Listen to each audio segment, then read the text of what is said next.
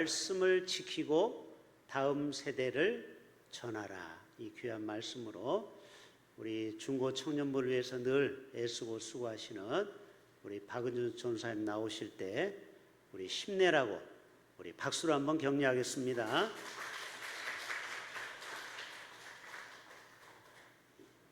감사합니다. 오늘 말씀은 어제 새벽 예배 때 본문 말씀이기도 합니다. 말씀에 은혜가 있어서 성도님들과 또 같이 나누어야겠다 싶어서 또 말씀을 새롭게 준비를 했습니다. 들어가면서 퀴즈 한번 내보겠습니다. 오늘 아동부 설교 시간 제목이 함께하는 그리스도인이라는 제목으로 오늘 같이 말씀을 나눴거든요. 성경 공과도 그 제목으로 같이 나누고, 나는 누구인가요? 그리스도인. 이 그리스도인이란 이름이 언제 처음 얻어진 이름일까요? 다 아시는 것 같으신데요. 오늘 아동부 공과 시간에, 설교 시간에 또 같이 배웠습니다. 안디옥 교회에서 처음으로 그리스도인이라는 이름을 얻었습니다. 예루살렘에서 유대인들이 흩어지게 돼요. 스데반 집사가 핍박당하고 순교당한 후에 사도들만 예루살렘을 지키고 또 나머지 제자들, 그리스도인들은 흩어지게 됩니다. 그래서 안디옥까지 이르게 됐어요. 안디옥은 로마에서도 세 번째로 큰 도시로 그 당시 굉장히 많은 인구, 50만 명이나 되는 인구가 살았었다고 해요. 이 안디옥에서 이방인들에게도 복음이 전해지게 됩니다. 그리고 모이게 됩니다. 그리고 교회가 세워집니다. 그리고 세워진 교회, 건물이 중요한 것이 아니라 모인 그리스도인들이 예수님의 이름으로 착한 행실을 해서 저 사람들 도대체 누구야? 예수님 믿는 사람이래. 그리스도를 따르는 사람들이래. 그래서 그리스도인이라고 처음으로 안디옥 교회에서 그렇게 불려지게 되었습니다. 우리는 누구입니까? 그리스도인입니다. 그리스도인으로서의 이름을 가지고 있는데 저마다 다 다른 이름을 갖고 있고 다 생김새도 다르고 삶의 처지는 다 다르지만 우리의 이름은 하나입니다. 그리스도인. 이 이름으로 살아가는데 부끄러움이 없기를 또 소망해 봅니다. 아주 먼 옛날 같은데 지난주에 중고청 캠프가 있었습니다. 제가 가자 해서가 아니라 우리 청년들이 노방전도 했으면 좋겠습니다. 야외에서 예배 드리는 건 어떨까요? 이렇게 제안을 해서 이번에는 특별하게 우리 청년들이 이끌어가는 그런 캠프였습니다. 이 더운 땡볕에 야외 예배를 드린다는 것, 노방 전도를 한다는 것, 사실 염려가 먼저 앞섰습니다. 당일에는 정말 나가는 게 괜찮을까 싶은 마음이 들었어요. 우리 부회장님이 저한테 와서 오늘 너무 힘들지 않을까요? 안 나가겠다는 소리가 아니라 않을까요? 질문을 합니다. 제가 답을 했습니다. 일단은 계획대로 나가보자. 그리고 우리가 다리 밑에서 돌계단에서 예배드리고 그늘에서 하기로 했으니까 5분만 그 아래에 있어보고 5분이 지났는데도 오늘은 사람 한 명 지나가지도 않고 도저히 안 되겠다 싶으면 우리 차 타고 다시 돌아오자. 이런 말 하면서 제가 그렇게 얘기를 했습니다. 저 같은 경우에 어떤 어려움이 있으면 다른 사람들이 하는 걸 봅니다. 그리고 저 사람이 내가 하려는 그 어려운 일을 하면 저분도 하는데 나도 한번 해보자. 이런 마음이 생깁니다. 그렇다고 해서 제가 썩 잘하는 건 아니지만 일단 해보자는 마음이 듭니다. 그래서 그렇게 답을 했습니다. 일단 해보자. 나가보자. 그리고 상황을 보고 그 자리에서 판단을 하자. 우리가 어려움 앞에서 항상 움츠러들 수만은 없는 것 같습니다. 그리고 그날은 은혜롭게도 우리 아이들이 쫓아가면서 생수를 주면서 예수 믿고 행복하세요 라고 말을 했습니다. 땡볕이라 오가는 사람이 많지는 않았습니다. 자전거 타는 사람이 덜어 있었고 그늘 아래 어르신들이 좀 계셨습니다. 근데 우리가 얼린물을 가지고 주는데 너무들 기뻐하시는 거예요. 또 그 생수에는 아이들이 좋아하는 말씀, 내가 복음을 전한다면 어떤 말씀을 가지고 전했으면 좋겠나, 우리 회장님이 지혜롭게 적어내라고 했습니다. 각자 3구절 이상씩. 그래서 그 적어낸 말씀들을 가지고 프린트해서 아이들이 직접 다 오리고 테이핑을 해서 생수에 말씀을 붙여가지고 말씀을 돌렸습니다. 일석이조였습니다. 그분들에게는 얼음물이 시원한 생수이기도 했겠지만 저희들의 기도는 그 말씀이 그분에게 들어가서 그 말씀이 생명수가 되기를 또 기도하면서 복음을 전했습니다. 그리고 우리가 예배를 드리면서 이렇게 외쳤습니다. 우리는 복음이 부끄럽지 않습니다. 그리고 또 외쳤습니다. 복음 앞에 부끄럽지 않게 살겠습니다. 우리 다음 세대를 위해서 기도 많이 해주시길 바랍니다. 말씀으로 들어가겠습니다. 오늘 제목을 말씀을 지키고 다음 세대에 전하라 라는 제목으로 말씀을 준비를 했습니다.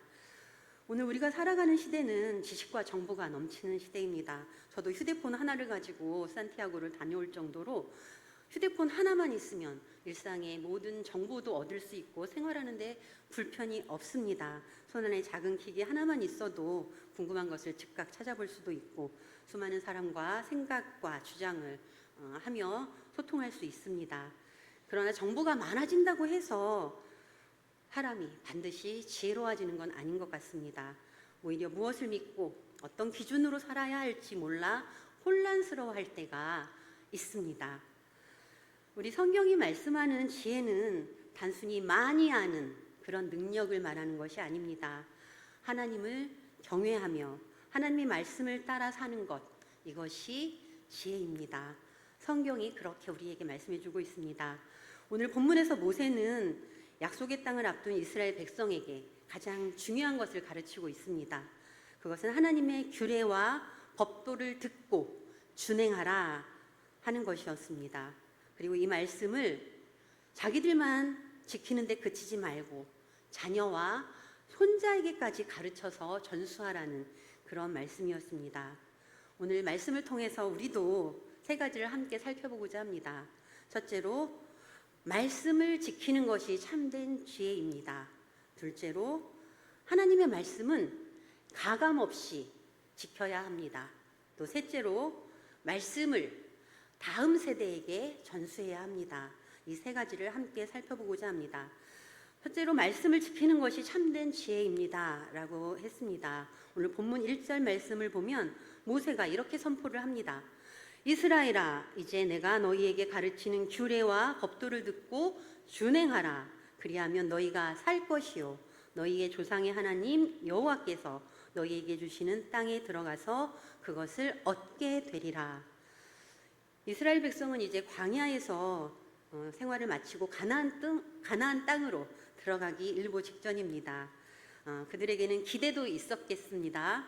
그리고 두려움도 있었을 것입니다. 또 새로운 땅에 들어가서 정착해야 하고 그 땅에 이미 살고 있는 강한 민족들과 맞서야 되는 그런 상황 속에 있었습니다. 낯선 문화, 유혹 속에서 또 믿음을 지켜야 하는 그런 상황에 있었습니다. 이때 모세가 강조한 것은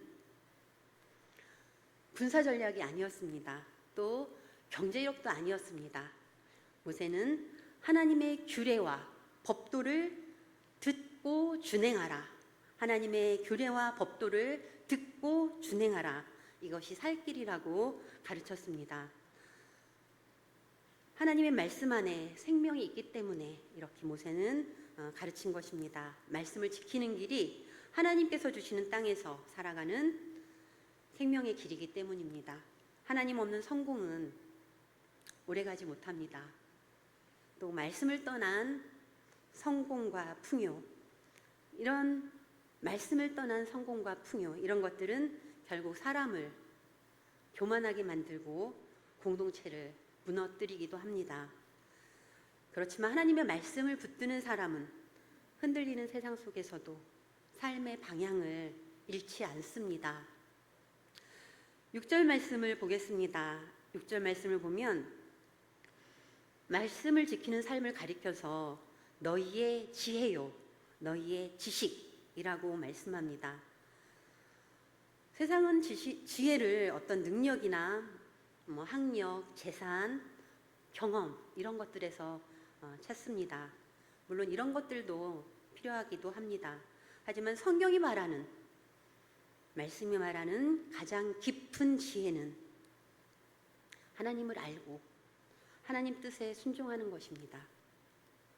우리가 하나님 말씀대로 정직하게 살고 또 손해를 보더라도 거짓을 거절하고 미워하고 싶은 사람을 용서하고 여러 어려움 중에도 예배의 자리를 지킬 때 세상은 우리에게 질문하게 됩니다. 왜 저 사람은 저렇게 살지? 무엇을 붙들고 있는 거지? 아니 무엇이 저 사람을 붙들고 있는 거지? 이런 질문을 합니다.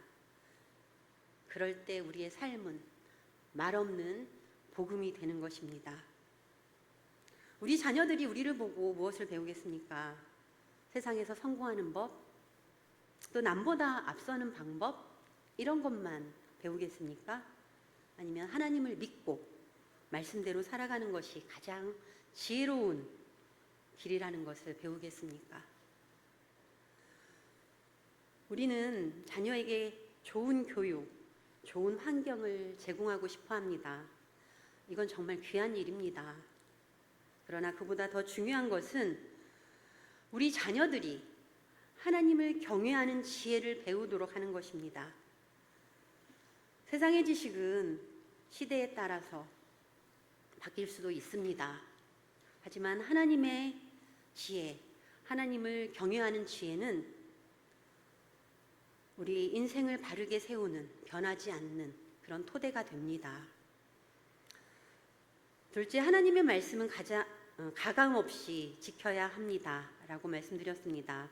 본문 2절에서 하나님은 분명히 말씀하십니다.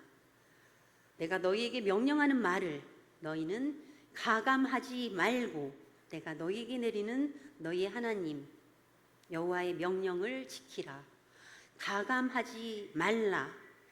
더하지도 말고 빼지도 말라는 뜻입니다. 하나님의 말씀은 사람이 자기 형편과 경험에 따라서 편집할 수 있는 그런 말씀이 아닙니다. 말씀이 우리의 삶을 판단하고 인도하는 그런 기준이지 우리가 필요에 따라서 선택하는 그런 재료가 아니라는 말씀입니다. 우리가 때로 말씀에 무엇을 더할 때가 있습니다. 하나님께서 명하지 않으신 것을 마치 하나님의 절대 명령인 것처럼 만들기도 합니다. 내 습관이나 내 경험, 내 판단을 가지고 하나님의 말씀을 재단합니다. 그래서 그 기준으로 나뿐만 아니라 다른 사람에게도 적용을 해서 쉽게 판단하고 정죄할 때도 있습니다. 반대로 우리는 말씀에서 또 무엇을 뺄 때도 있습니다. 사랑하라는 말씀은 좋아합니다. 하지만 회개하라는 말씀은 좀 부담스럽기도 합니다. 은혜의 말씀은 기뻐하지만 또 거룩을 요구하는 그런 말씀은 피하고 싶어 하기도 합니다. 축복의 말씀, 축복의 약속은 붙들지만 십자가를 지라는 자기 자신을 부인하고 나를 따르라는 말씀은 외면하고 싶어집니다. 그러나 하나님은 말씀 전체를 통해서 우리를 가르치십니다. 은혜도 말씀이고 회개도 말씀입니다. 위로도 말씀이고 책망도 말씀입니다. 사랑도 말씀이고 거룩도 말씀입니다. 우리가 말씀을 선택적으로 받아들이기 시작하면 결국 하나님을 믿는 것이 아니라 내가 만든 하나님, 내가 만든 하나님을 믿게 될 위험이 있습니다. 결코 그렇게 되어서는 안 됩니다. 가감 없는 순종은 완벽한 사람이 되라 이런 뜻은 아닙니다. 우리는 연약합니다. 자주 넘어집니다.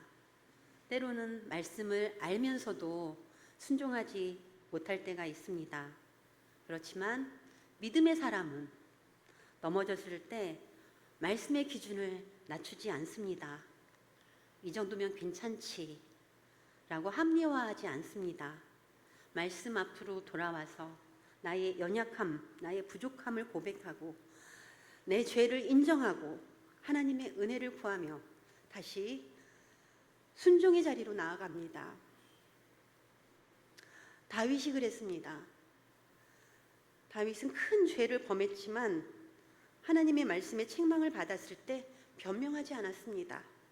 자신을 포장하지 않았습니다. 하나님 앞에서 자기 죄를 고백하며 돌이켰습니다.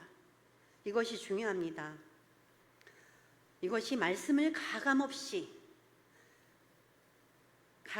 받는 태도입니다.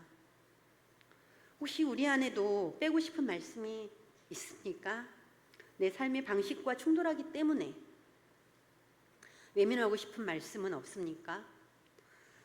혹시 나의 생각과 경험을 너무 앞세워서 말씀에 그러한 것들을 더하고 싶지는 않습니까?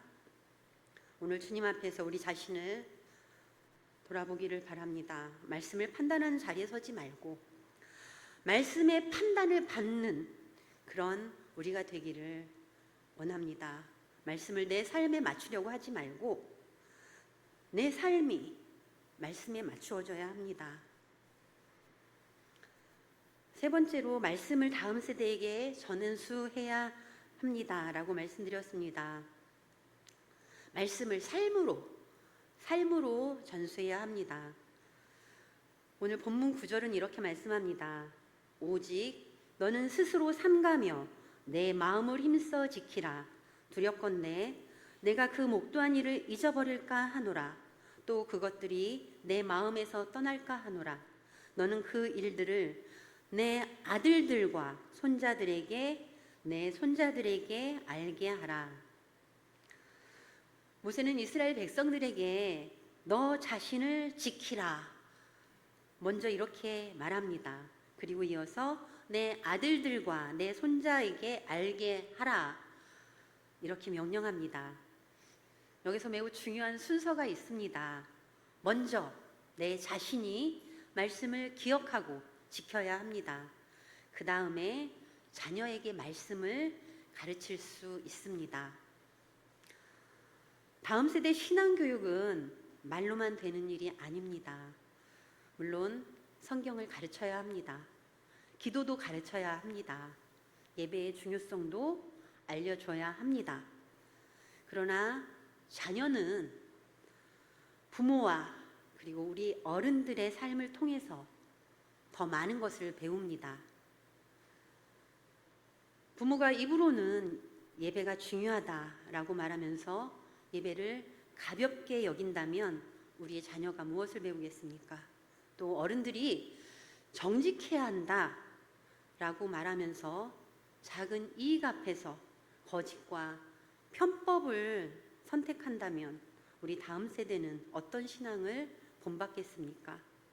우리가 하나님을 의지하라 이렇게 가르치면서도 어려움이 오면 불평과 염려로 자녀들 앞에 있다면 자녀들은 우리 말을 믿기 어려울 것입니다. 반대로 우리의 삶이 완벽하지 않아도 잘못했을 때 하나님 앞에 회개하고 또 가족에게, 부모님께, 배우자에게, 자녀에게 미안하다라고 말할 수 있다면 자녀들은 살아있는 신앙을 보게 됩니다. 부모가 말씀을 읽고 기도하는 모습, 그리고 어려운 이웃을 돌아보는 모습, 주의를 소중히 여기고 예배를 사모하는 그런 모습을 보여준다면 이런 모습을 통해서 우리 자녀들은 신앙이 단지 교회 안의 활동이 아니구나.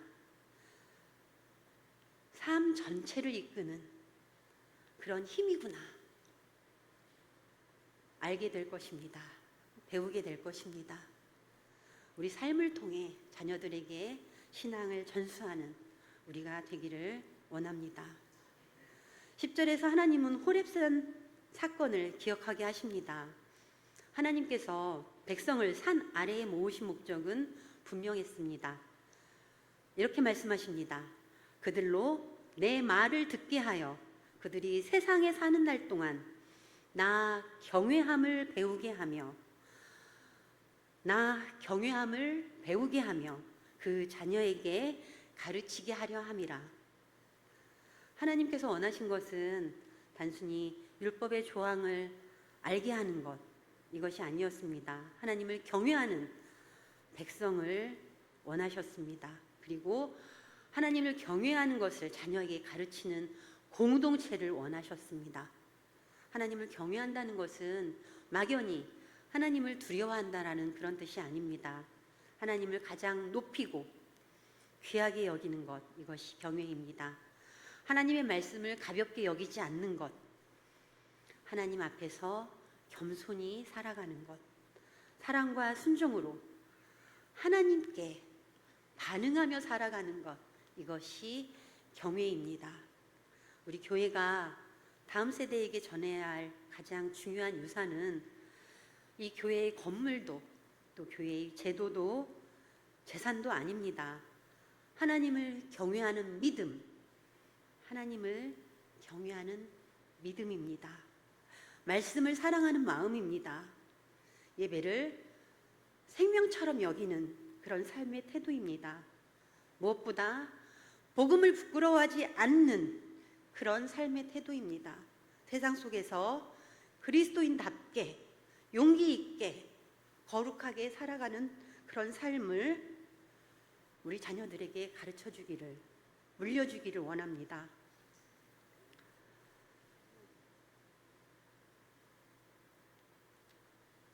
그렇습니다. 우리 가정에서부터 신앙의 언어가 회복되어야 합니다. 식사할 때 감사의 기도를 드리는 작은 습관도 잊지 말아야 합니다. 또 자녀와 손주를 위해서 축복하는 말, 축복하는 기도를 해야 합니다. 삶의 문제를 만났을 때 세상의 방법으로 해결하려고 하기보다 이 일 가운데 하나님이 무엇을 기뻐하실까 질문하며 함께 답을 찾아가야 합니다. 하나님이 우리를 어떻게 인도하셨는지, 어떤 위기에서, 어떤 어려움에서 우리를 지켜주셨는지, 우리의 기도에 어떻게 하나님이 응답하셨는지 우리 자녀들에게 들려주어야 합니다. 신앙은 저절로 전수되지 않습니다. 의도적으로 가르쳐야 합니다. 반복해서 들려줘야 합니다. 그리고 무엇보다 삶으로 보여줘야 합니다. 나는 그렇게 하지 못하지만 너는 그렇게 해라. 이것은 좋은 교육이 아닙니다. 우리가 침묵하면 안 됩니다. 우리가 침묵하면 세상은 다른 가치관을 우리 자녀들에게 가르칠 것입니다. 그렇기 때문에 교회와 가정이 함께 말씀을 전수하는 거룩한 책임을 함께 감당해야 합니다. 오늘 본문 말씀은 우리에게 분명한 길을 보여주고 있습니다. 하나님의 말씀을 듣고 준행하라고 말씀합니다. 그리고 말씀에 더하지도 빼지도 말라고 말씀하십니다. 무엇보다 하나님의 말씀을 우리의 자녀와 손자, 다음 세대, 미래 세대에게 전수하라고 말씀합니다. 우리 삶의 자리는 각각 다 다릅니다. 가정에서, 직장에서, 또 사업의 현장에서, 학교에서, 교회에서 우리는 매 순간 다양한 선택을 마주합니다. 그때마다 우리는 질문해야 합니다. 사람들이 어떻게 볼까? 이것보다 하나님께서 무엇을 기뻐하실까? 이것을 물어야 합니다. 내게 어떤 유익이 있을까? 이것보다는 이 선택이 하나님 말씀에 합한가? 이런 질문을 해야 합니다.